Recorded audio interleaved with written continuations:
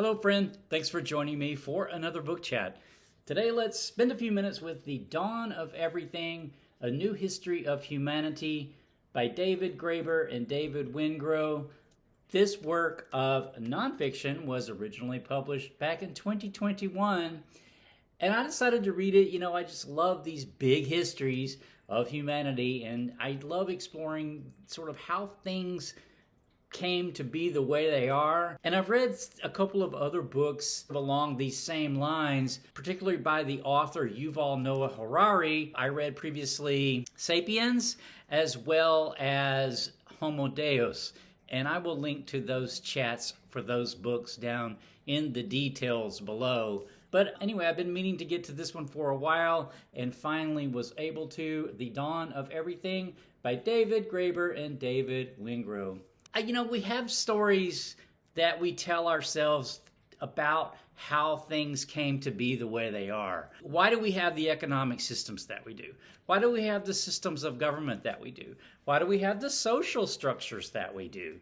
It could be different, right? But we have this narrative of a complex society and what it means to live in a complex society and what the requirements of that are. And what do we mean when we say we're free? Most of us watching this video probably thinks of ourselves as living in a free society. And what do we mean by that? How are we free? There are two main narratives that most people will revert to when they start thinking about how we got to be where we are today. So Rousseau is a philosopher from the Enlightenment, and this is one of the basic narratives, which is basically that humanity had a fall from an idyllic state, basically a fall from the Garden of Eden, where humanity was once lived in these small bands, small peaceful bands, in sort of an idyllic setting. But then in order to become more complex, we had to accept the fact that we had to accept hierarchies, for example, to build cities. And then the other sort of narrative that we hear more frequently, that we hear about, is actually from Hobbs. And this is that humanity started out in a state of violence. Humanity is basically a violent creation, and that in order to establish social control and therefore progress into the complex societies that we have today, then we had to establish these hierarchies and submit to that type of authority. So this book challenges both of these assumptions.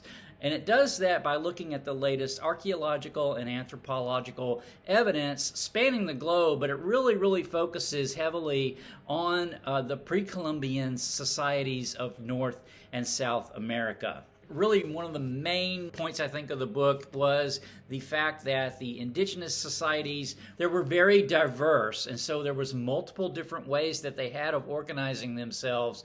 I think today we think of Europeans of the 17th century are basically just earlier versions of ourselves, but the book actually makes the point of our modern society is actually closer to what the indigenous societies were structured socially than the Europeans of the time. And there's a quote that sort of illustrates that says, "Most of us simply take it for granted that Western observers, even 17th century ones, are simply an earlier version of ourselves, unlike indigenous Americans who represent an essentially alien, perhaps even unknowable other. But in fact, in many ways, the Europeans were nothing like us. When it came to questions of personal freedom, the equality of men and women, sexual mores, indigenous American attitudes are likely to be far closer to the reader's own than 17th century European ones."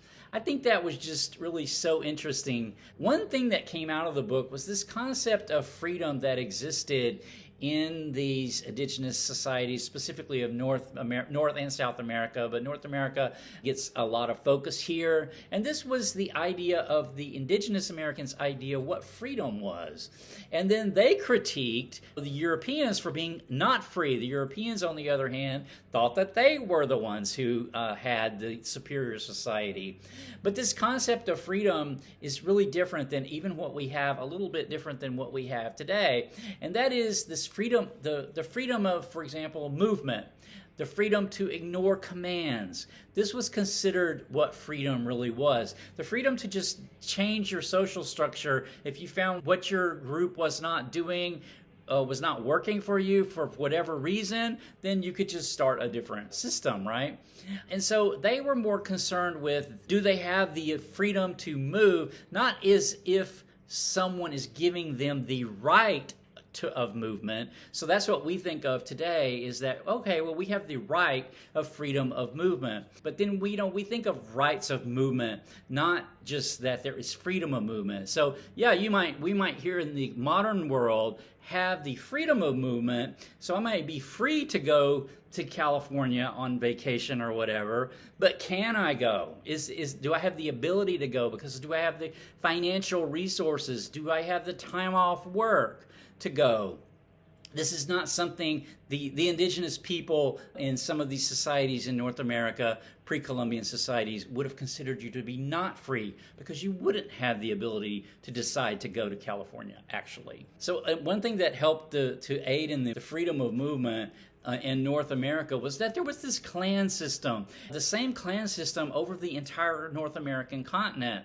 So there was this single clan system, and there's a quote here that sort of explains that a little bit, and it says, there were endless local differences, but there were consistent alliances, so that it was possible for a traveler hailing from a bear or wolf or hawk clan in what's now Georgia to travel all the way to Ontario or Arizona and find someone obliged to host them at almost any point in between. So clans were not based on your tribe. Like, your tribe would have had multiple clans. So the clan was an individual thing, not a tribal thing. So in your tribe, or in your social group, there would be several different clans represented. And then, you had, if you were in a clan in your social group that's in Georgia and you wanted to travel, then you just travel, and then anyone in your clan on the North American continent would offer you hospitality, even though you might not speak the same language or anything like that. So I think,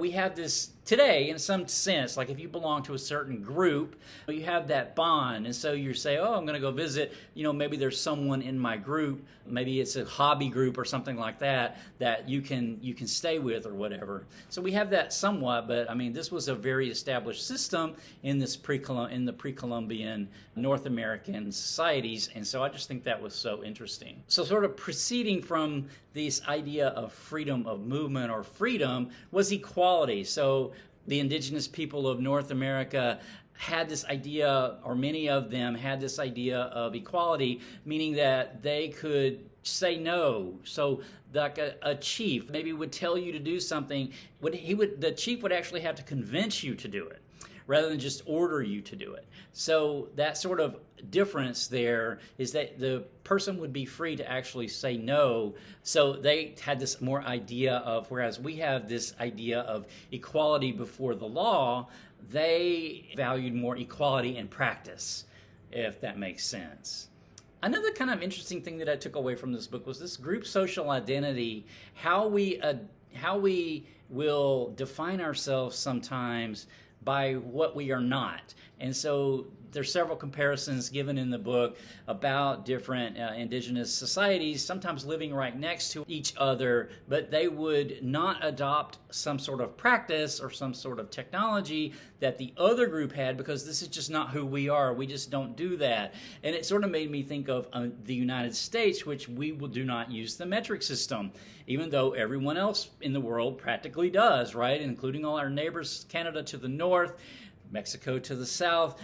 Of us, we do not, because we say that's not who we are. So, we don't adopt that idea, that practice. There's a quote here that illustrates this among some indigenous North Americans.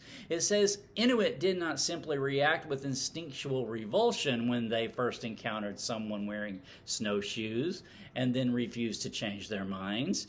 They reflected on what adopting or not adopting snowshoes might say about the kind of people they considered themselves to be. There's another example given in the book where some Northwest cultures of Cascadia, like in current modern day Washington State and Oregon, practiced a type of slavery. They had a different social structure than their neighbors to the south in Northern California, which had a very egalitarian society. So they structured themselves differently, and they seem to have said, we don't do that because that's not who we are. So we're not going to adopt their practice, if that makes sense. I just thought that was so really interesting. Then, switching to a few other concepts from the book that I just thought were really interesting was about, for example, Mesopotamia, the city-states of Mesopotamia, these really first ones that developed, first cities-states that developed in the history of the world, really, in Mesopotamia, and how they were governed and how they were governed differently than what our current idea of a state is. And so the book explores that. What is a state? Were these states? I mean, most of the time the narrative is that these were the first nation states that were created, city-states, so states. But the book kind of argues, were they really though? They had different forms of structure that I thought was really interesting to explore. For example, these sort of ward-based, so you might have a pretty big city, but there's no overarching central authority necessarily, even though they may have some sort of ruler. The ruler didn't really exercise the kind of control that our governments today do. And instead, these sort of day-to-day operations were really kind of almost in some cases neighborhood-run ward entities that would arbitrate different things. So I thought that was super interesting. And then this idea of what is the state and what does it do? What functions does it have? It talks about the state is that which can control violence, control of information, or charisma. And in the modern nation states, this sort of corresponds to that idea of sovereignty, maintaining an army, maintaining your sovereignty. The control of information is more like the bureaucracy of modern nation states. And then the charisma is the politics, what we have today of needing to win over support through charisma. And apparently these ideas are extremely old. Okay, I think I will stop the chat with that. I just enjoyed reading this so much. There was a lot here. Some of this is notes, so it wasn't quite this long. But nevertheless, it was a big read, but it was a lot of fun. And I just learned so much and took so much away from reading this book. So glad I got The Dawn of Everything read. My next chat is going to be some detective fiction, The Thin Man from Dashiell Hammett. I have finished this already, and I will have a chat on it coming up soon. So until next time, take care.